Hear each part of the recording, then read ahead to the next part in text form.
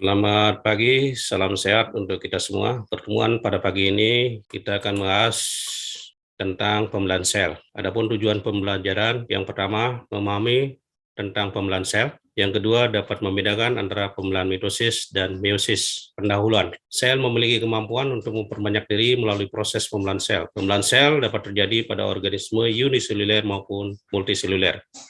Fungsi dari pembelahan sel adalah untuk pertumbuhan, reproduksi, atau regenerasi. Ada dua macam pembelahan sel, yaitu pembelahan langsung dan pembelahan tidak langsung. Pembelahan langsung atau disebut juga pembelahan amitosis merupakan pembelahan tanpa melalui tahap-tahap pembelahan. Sementara itu, pembelahan tidak langsung adalah pembelahan yang melalui tahap-tahap pembelahan. Ada dua tipe pembelahan tidak langsung, yaitu pembelahan mitosis dan pembelahan meiosis. Ini gambaran pembelahan sel, ada pembelahan amitosis, mitosis, dan meiosis. Pembelahan amitosis atau disebut juga pembelahan biner terjadi pada organisme bersel satu. Pembelahan ini terjadi baik pada organisme prokaryotik maupun pada organisme eukaryotik. Hasil dari pembelahan amitosis adalah dua sel anak yang memiliki jumlah kromosom. Ini gambaran pembelahan amitosis pada sel bakteri, diawali dengan kromosom itu pada bakteri menempel pada membran inti.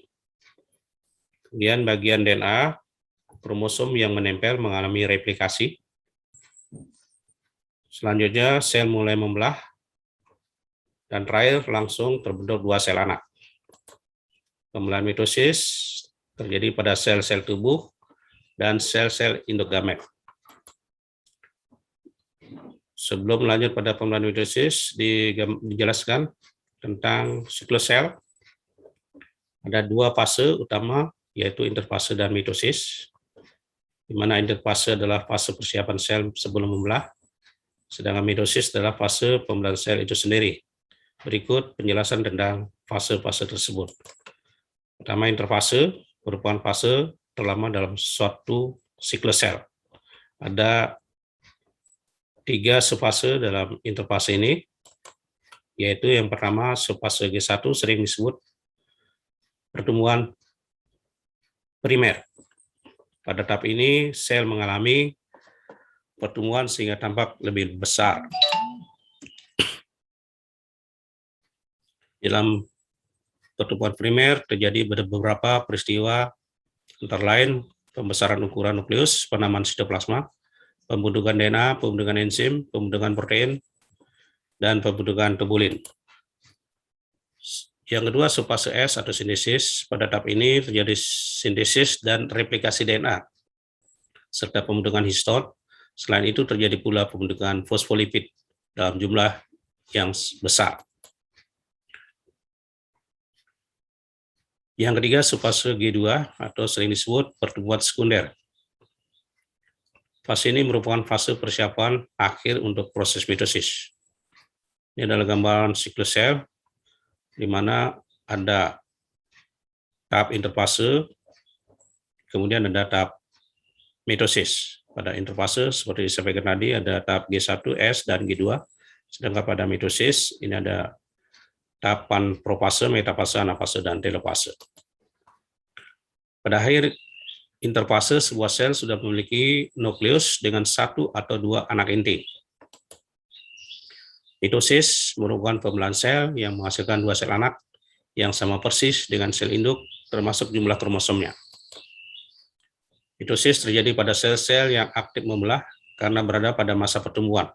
Contohnya pada sel jaringan embrional hewan atau jaringan meristem tumbuhan. Pembelahan mitosis terdiri atas dua tahap, yaitu karyokinesis dan sitokinesis. Karyokinesis adalah pembelahan inti sel. Sitokinesis adalah pembagian sitoplasma. Karyokinesis terdiri atas 5 fase, yaitu profase, prometafase, metafase, anafase, dan telofase. Sementara tahap sitokinesis biasanya dimasukkan dalam tahap telofase. A. Profase, B. Prometafase, C. Metafase, D. Anafase, E. Telofase. Nah, ini pembelaan mitosis yang disampaikan tadi ada profase, prometafase, metafase, anafase, telofase awal, telofase akhir. Dari pembelaan mitosis ini, dari satu sel dengan melalui tahap-tahapan, kemudian pada akhirnya membentuk dua sel anak. Pada pembelaan mitosis, ada sitogenesis pada sel hewan maupun sel tumbuhan. Inilah gambaran menunjukkan adanya sitogenesis, yaitu pembagian dari sitoplasma. Ini pada sel tumbuhan. Pada pembelahan meiosis, merupakan pembelahan sel yang menghasilkan 4 sel anak dengan jumlah kromosom pada setiap sel anak hanya setengah dari sel induknya. Meiosis terdiri atas 2 tahap, pembelahan yang terjadi secara berurutan, yaitu meiosis 1 dan meiosis 2. Pada meiosis 1 terdiri atas 4 fase, yaitu profase 1, metafase 1, anafase 1, dan telofase 1. Pada meiosis 2 juga terdiri atas 4 fase, yaitu profase 2, metafase 2, anafase 2, dan telofase 2. Interfase pada meiosis terjadi sebelum sel memasuki tahap meiosis 1. Meiosis 1 merupakan tahap pembelahan reduksi. Fase-fase pada meiosis 1 adalah sebagai berikut. A. Profase 1. Pada profase ini terdiri atas 5 subfase, yaitu pertama leptoten, 2 zigoten, 3 pakiten, 4 diploten, 5 diakinesis. B. Metafase 1. Yang C. Anafase 1. D. Telofase 1. Interkinesis merupakan suatu tahapan di antara meiosis 1 dan meiosis 2. Meiosis 2 merupakan tahap pembagian salinan DNA yang masih rangkap. Fase pada meiosis 2 adalah sebagai berikut. A. Profase 2, B. Metafase 2, C. Anafase 2, D. Telofase 2. Ini gambaran pembelahan meiosis. Dari meiosis 1 ada profase 1, metafase 1, anafase 1, dan telofase 1. Ini pada meiosis 1, satu sel membelah menjadi 2. Kemudian pada pembelahan meiosis ini ada 5 tahapan profase 1, ada leptoten, zigoten, pakiten, diploten, dan diakinesis. Pada pembelahan meiosis 2 dari 2 sel tadi, pada telofase 1, kemudian lanjut profase 2, metafase 2, anafase 2, dan pada telofase terakhir, telofase 2 menghasilkan 4 sel anak. Pembelahan mitosis dan meiosis memiliki beberapa perbedaan. Perbedaan ditunjukkan sebagai berikut. Yang pertama, patokan perbedaannya dilihat dari jumlah pembelahan mitosis 1 kali, meiosis 2 kali, jumlah sel anak yang dihasilkan, mitosis 2 buah, pembelahan meiosis 4 buah.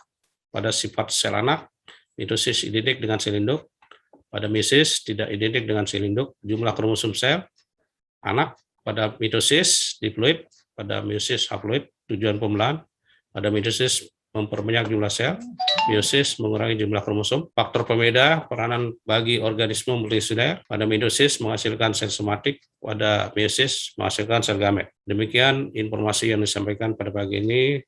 Cendrawasih dari Rian. Terima kasih dan cukup sekian.